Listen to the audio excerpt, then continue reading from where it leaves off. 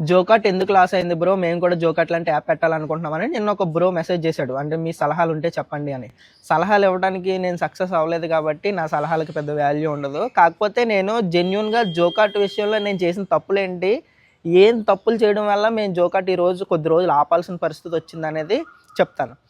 So జోకాట్ విషయంలో జరిగిన తప్పు మెయిన్గా ఎక్కడ జరిగిందంటే, మీకు ఎంత పెద్ద సినిమా అయినా ఎంత చిన్న సినిమా అయినా స్క్రిప్ట్ లెవెల్లోనే అది హిట్ అవుతుందో ఫ్లాప్ అవుతుందో తెలిసిపోద్ది అంటారు.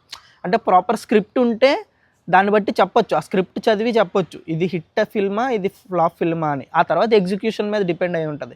అయితే జోకాట్ ఒక ఎమోషనల్ డెసిషన్ వల్ల స్టార్ట్ అయింది తప్ప ఒక ప్రాపర్ స్క్రిప్ట్తో స్టార్ట్ అవ్వలేదు.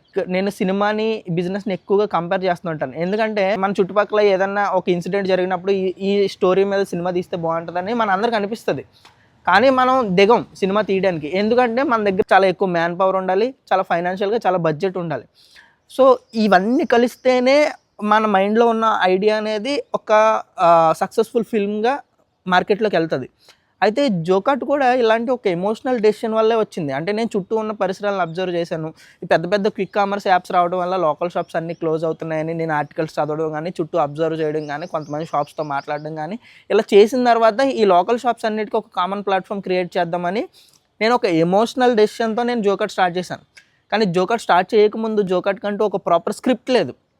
అంటే ఎలా స్టార్ట్ చేద్దాము, ఎంత బడ్జెట్ అవుతుంది, ఎంత మ్యాన్ పవర్ అవసరం అవుతుంది, మన దగ్గర ఉన్న డబ్బులు సరిపోతాయా లేవా, ఒకవేళ మనం ఎక్కడి నుంచి అన్న అప్పు తెచ్చుకోవాలంటే మన కెపాసిటీ ఏంటి, ఎంత మ్యాన్ పవర్ అవసరం అవుతుంది, వాళ్ళకి జీతాలు ఎంత ఇవ్వాలి, ఇలా ఒక బడ్జెట్ కానీ ఎలా ఎగ్జిక్యూట్ చేయాలనే ప్లాన్ కానీ ఇదేం లేదు. అంటే ఒక ఐడియా వచ్చింది. సో నేను ఇంకా అప్పుడున్న మైండ్ సెట్లో నేను దిగేశాను. కానీ దిగిన తర్వాత అయినా నేను నా ఫైనాన్షియల్ క్యాపబిలిటీస్ ఏంటనేది నేను చెక్ చేసుకోలేదు. చూద్దాంలే వస్తుందిలే, డబ్బులు వస్తాయిలే, బిజినెస్ మంచిగా వెళ్తే డబ్బులు వస్తాయి, ఆ డబ్బులతో రొటేట్ చేద్దాం అనుకున్నాను.